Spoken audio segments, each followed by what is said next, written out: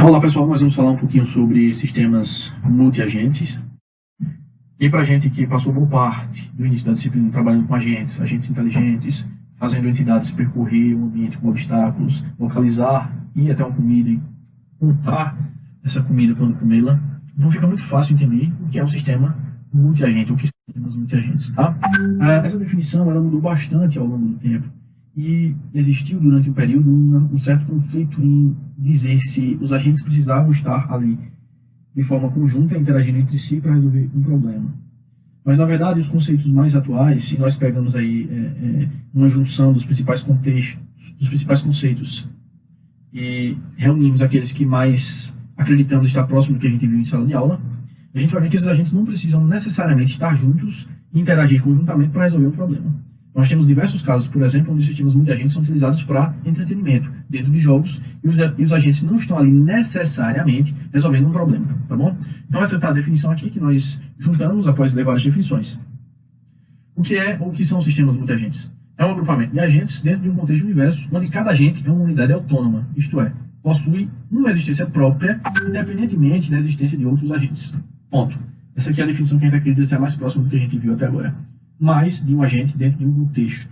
Agora, o que eles fazem, como eles interagem, vai depender muito do problema, tá? Continuando, de forma geral, possui o objetivo de viabilizar a resolução de problemas que estão além da capacidade de resolução de um único agente, sendo uma sub-área da IA.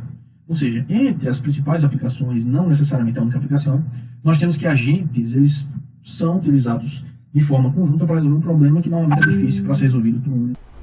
A arquitetura de sistemas multiagentes, ela se baseia, antes de tudo, na arquitetura de software, que de maneira simples envolve a descrição dos componentes de um sistema, as suas interações e os padrões de combinação desses componentes. Desse modo, a arquitetura de sistemas multiagentes se refere ao desenho e especificação dos componentes e a sua organização, os protocolos de comunicação, o controle de fluxo e estrutura de dados, bem como a sincronização de tarefas e acesso a informações no sistema. Com base nisso, a gente vai explorar os seguintes atributos da arquitetura de um sistema multiagente: a arquitetura interna dos agentes, a organização do sistema e a comunicação entre os agentes. Por fim, o grau de abertura do sistema. Bem, um agente inteligente busca atingir um determinado objetivo dentro de um ambiente, executando ações de acordo com seu sistema de decisão, com base nas informações que são capturadas por meio de sensores. Isso aí, como a gente já viu no início da disciplina sobre agentes inteligentes. E aí, para que os agentes possam ser incorporados no sistema multiagente, é necessário equipá-los com componentes que permitam a interação com outros agentes e usuários, geralmente o componente de comunicação, e também restrições no modo como essas interações acontecem. Um agente dentro de um SMA deve também possuir a habilidade de executar tarefas e prover serviços. Apesar da interação entre os agentes, sua estrutura interna deve ser desconhecida entre eles, de modo que um agente A não possa acessar diretamente o método X de outro agente B, mas A poderia induzir ou cooperar com B para esse então executar a ação X. Outro ponto importante sobre a arquitetura interna dos agentes é a sua influência no comportamento do sistema geral, ou seja, quão relevante é aquele agente para a resolução do problema geral. E aí a gente vai entrar agora nos diferentes modelos de organização. O primeiro deles é o modelo de organização hierárquica, onde ela está disposta de uma maneira em que os agentes só podem se comunicar ou executar ações de acordo com a estrutura de hierarquia pré-definida. Desse modo, há uma significativa redução do volume de comunicação dentro do sistema, visto que eles só vão se comunicar dentro das limitações da hierarquia. Entretanto, algumas desvantagens surgem, como a hierarquia pode acabar gerando uma estrutura muito rígida, que não permite os agentes a se organizarem dinamicamente por si próprios. E outro problema é que os agentes em níveis mais baixos podem acabar dependendo daqueles em níveis mais altos, e os agentes em níveis mais altos podem estar controlando os agentes em níveis mais baixos, o que já vai de encontro aos pressupostos de autonomia e do objetivo individual dos agentes dentro de um SMA. O modelo de organização horizontal, por sua vez, se refere a SMAs que são capazes de se comunicar e interagir com qualquer outro agente no ambiente. Não há uma estrutura fixa aplicada a esse sistema, porém os agentes podem formar dinamicamente uma estrutura em busca de resolver determinado problema. Sistemas desse tipo suportam a autonomia completa dos agentes, porém podem gerar sobrecarga de comunicação e raciocínio. Já na organização modular, o que a gente tem é um sistema composto por diversos módulos, do qual cada um pode ser percebido como um SMA em si. A partição do sistema em módulos pode ser feita em função dos espaços geográficos ou pela necessidade de alta carga computacional em módulos específicos durante o processo. A modularidade gera maior eficiência na execução de tarefas e na sobrecarga de comunicação. Nesses sistemas, cada módulo também pode ser enxergado como uma organização horizontal flexível. Entretanto, a comunicação e interação entre os módulos pode se tornar complexa e limitada. E aí a gente pode estar trazendo alguns atributos da comunicação em sistemas multiagentes, como é o caso da simetria, que se refere à capacidade de interação entre os agentes, de modo que em sistemas com maior assimetria, os agentes são baseados em protocolos de comunicação cliente e servidor, no qual um agente está no controle da comunicação enquanto o outro pode apenas responder. Numa comunicação simétrica, os agentes possuem iguais propriedades sobre a comunicação. E outro atributo também é o destino das mensagens, que se refere ao modelo de comunicação com outros agentes, que pode ser para um único endereço, unidirecional, para múltiplos endereços, multicast, ou até para todos os endereços, broadcast. Esse último é usado em contextos de sistemas fechados, onde todos os agentes precisam estar cientes das condições dos outros.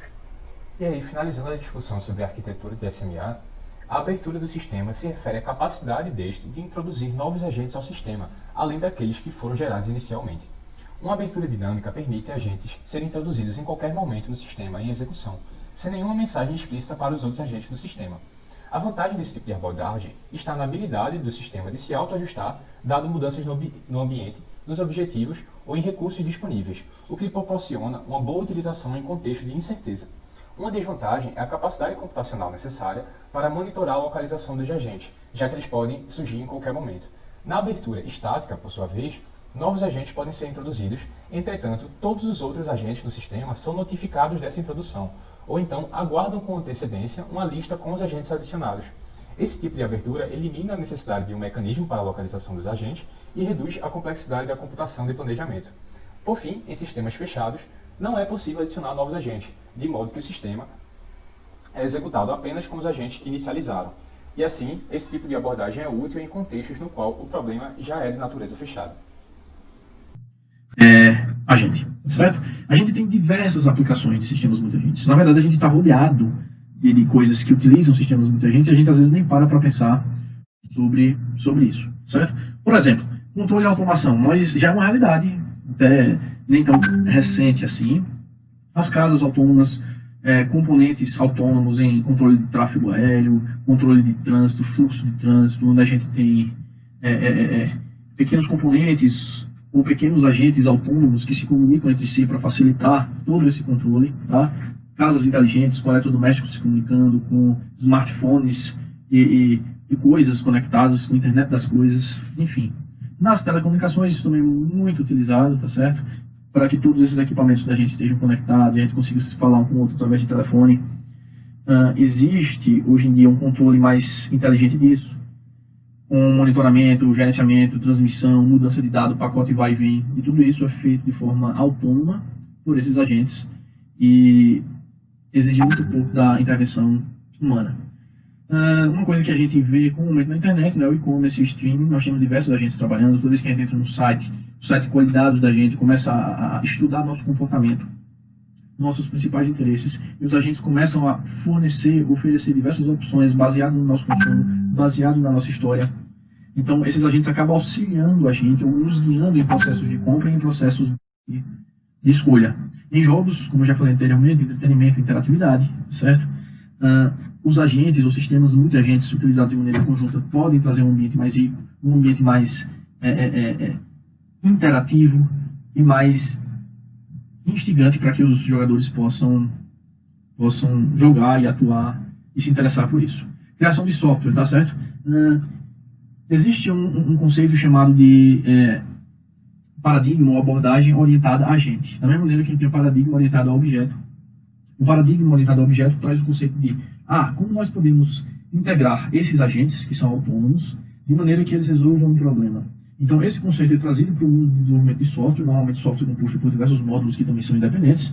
E as pessoas tentam programar da mesma maneira que elas programariam para criar um sistema multiagente.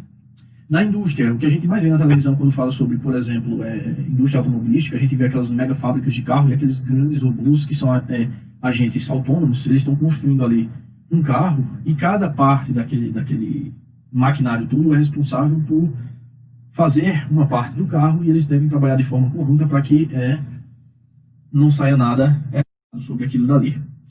Então, só para facilitar a fixação desses conceitos, colocamos aqui algumas imagens, certo? Aqui os jogos e esportes, aqui a imagem do FIFA, tá certo?